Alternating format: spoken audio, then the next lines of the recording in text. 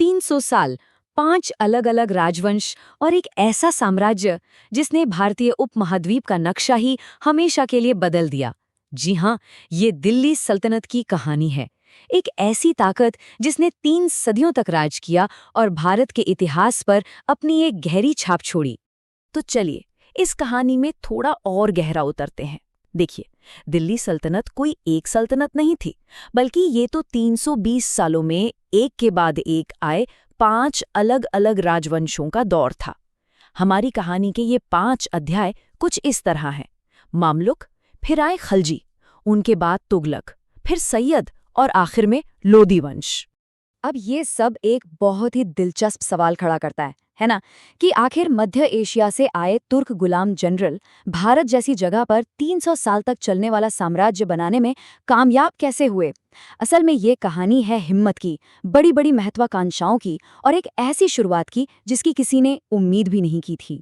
सल्तनत की जड़ें जुड़ी हैं मध्य एशिया के तुर्क योद्धाओं से। ये वो घमंतु लड़ाके थे जिन्हें मुस्लिम शासक अपनी खास मिलिट्री यूनिट्स के लिए भर्ती करते थे।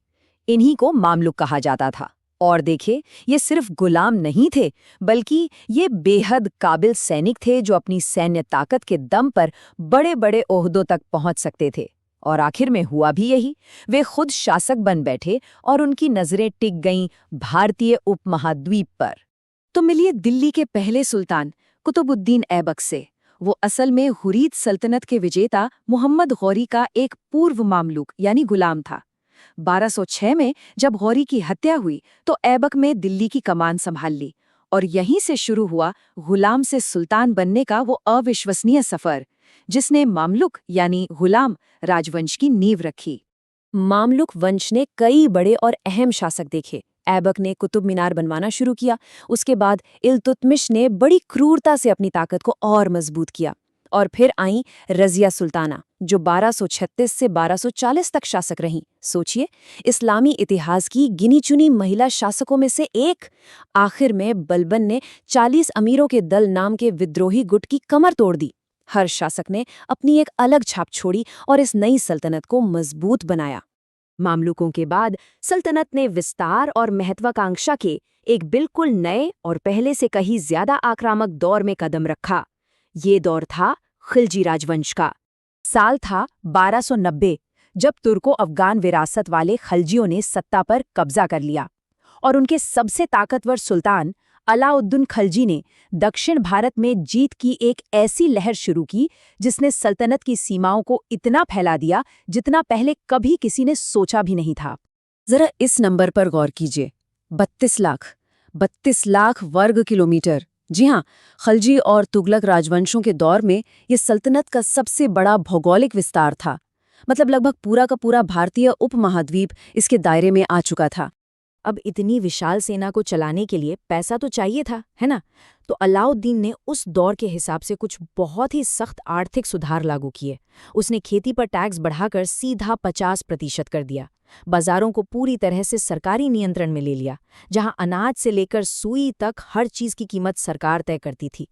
इन नीतियों से उसकी सेना को तो खूब पैसा मिला, लेकिन इन्हीं की वजह से इतिहास ने उसे एक तानाशाह के रूप में भी याद रखा। तो चलिए अब कहानी में आगे बढ़ते हैं तुगलक वंश की तरफ और देखते हैं कि कैसे इस साम्राज्य की सबसे बड़ी महत्वाकांक्षाएं ही उसकी सबसे बड़ी उथल-पुथल की वजह बन गई। मोहम्मद बिन तुगलक वाकई विरोधाभासों से भरा एक इंसान था। एक तरफ वो कुरान, कविता और कानून का बहुत बड़ा विद्वान था, और दूसरी तरफ एक ऐसा बेरहम तानाशाह जिसने अपने ही भतीजे की जिंदा खाल खिंचवा दी थी। उसकी योजनाएं बहुत बड़ी बड़ी थीं, लेकिन अक्सर उनका अंजाम विनाशकारी होता था। चलिए उसकी 2 सबसे कुख्यात नीतियों पर नजर डालते हैं। पहला, उसने दिल्ली के सभी अमीर और पढ़े लिखे लोगों को जबरदस्ती 1100 किलोमीटर दूर दौलताबाद शिफ्ट होने का हुक्म दिया। दूसरा, उसने तांबे जैसी सस्ती धातुओं के सिक्के बनवाए और ऐलान कर दिया कि उनकी कीमत चांदी के सिक्कों के बराबर होगी। नतीजा, बड़े पैमाने पर जाली सिक्के बनने लगे और पूरी अर्थव्यवस्था ही ढह गई। और फिर आया तैमूर। साल 1398 में इस तुर्को मंगोल विजेता ने दिल्ली पर हमला कर दिया। उसकी सेना ने शहर को पूरी तरह से लूट लिया, तहस-नहस कर दिया और एक अनुमान के मुताबिक 1 से 2 लाख लोगों को मौत के घाट उतार दिया। ये एक ऐसा जख्म था जिससे दिल्ली सल्तनत फिर कभी पूरी तरह उभर ही नहीं पाई।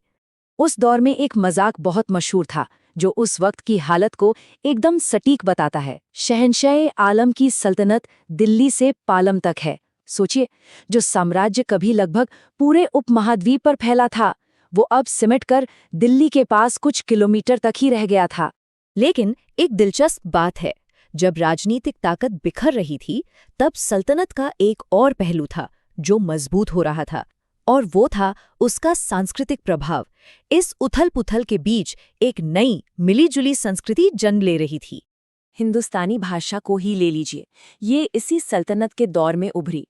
ये उत्तर भारत की स्थानीय बोलियों से निकली और इसमें फारसी, अरबी और तुर्किक शब्द आकर घुल मिल गए। ये उस समय हो रहे सांस्कृतिक मेल-जोल का एक जीता जागता सबूत है। वास्तुकला में भी एक स्थायी विरासत हमें देखने को मिलती है। शुरुआती इमारतों में हमें तोड़े गए हिंदू और जैन मंदिरों के खंभों का इस्तेमाल दिखता है। साथ ही असली गुंबद और मेहराब जैसी नई तकनीकें भारत में पहली बार यहीं पेश की गईं। इसी ने मध्य एशियाई और भारतीय शैलियों को मिलाकर एक नई इंडो-इस्लामिक शैली को जन्म दिया, जिसे हम आज भी कुतुब मीनार और अलाई दरवाजा जैसी इमारतों में देख सकते हैं। अब इतिहास का एक और पहलू भी है जिसे नज़रअंदाज नहीं किया जा सकता। इतिहासकार रिचर्ड ईटन ने जो आंकड़े जुटाए हैं, उनके मुताबिक सल्तनत के शासनकाल में मंदिर विध्वंस की घटनाएं भी दर्ज की गईं। ये तालिका दिखाती है कि कैसे अलग-अलग राजवंशों के दौर में भारत के कई राज्यों में मंदिरों को तोड़ा गया। अक्सर इसे जीत और सत्ता स्थापित करने का एक प्रतीक माना जाता था। ये सल्तनत के शासन का एक दर्ज पहलू है। तो सबसे बड़ा सवाल ये है कि इस 300 साल के लंबे दौर ने भारतीय इतिहास की दिशा को हमेशा के लिए कैसे बदल दिया। चलिए सल्तनत के पतन और उसकी विरासत का थोड़ा विश्लेषण करते हैं। तो सल्तनत का पतन आखिर हुआ क्यों? इसकी कई वजहें थीं। मोहम्मद बिन तुगलक जैसी महत्वाकांक्षी लेकिन नाकाम नीतियां, विजयनगर जैसे हिंदू राज्यों और नई मुस्लिम सल्तनतों के लगातार विद्रोह, तैमूर का वो विनाशकारी हमला, और आखिर में 1526 में पानीपत की पहली लड़ाई, जहां आखिरी लोदी सुल्तान को बाबर के हाथों हार का सामना करना पड़ा। 1526 में दिल्ली सल्तनत का पतन असल में एक नए और भी ज्यादा बड़े और भव्य साम्राज्य के उदय का मंच तैयार कर रहा था, और वो था मुगल साम्राज्य। एक तरह से सल्तनत ने अनजाने में ही उस ताकत के लिए रास्ता साफ कर दिया था जो अगले 300 सालों तक भारतीय उपमहाद्वीप पर राज करने वाली थी। तो आखिर में हम इस सवाल पर आकर रुकते हैं, दिल्ली के सुल्तान आखिर थे कौन? क्या वो सिर्फ विजेता थे जिन्होंने विनाश किया, या वो निर्माता थे जिन्होंने एक नई संस्कृति को जन्म दिया? शायद इतिहास की तरह इसका जवाब भी सीधा नहीं है। वो विजेता भी थे, निर्माता भी थे, शायद दोनों ही थे।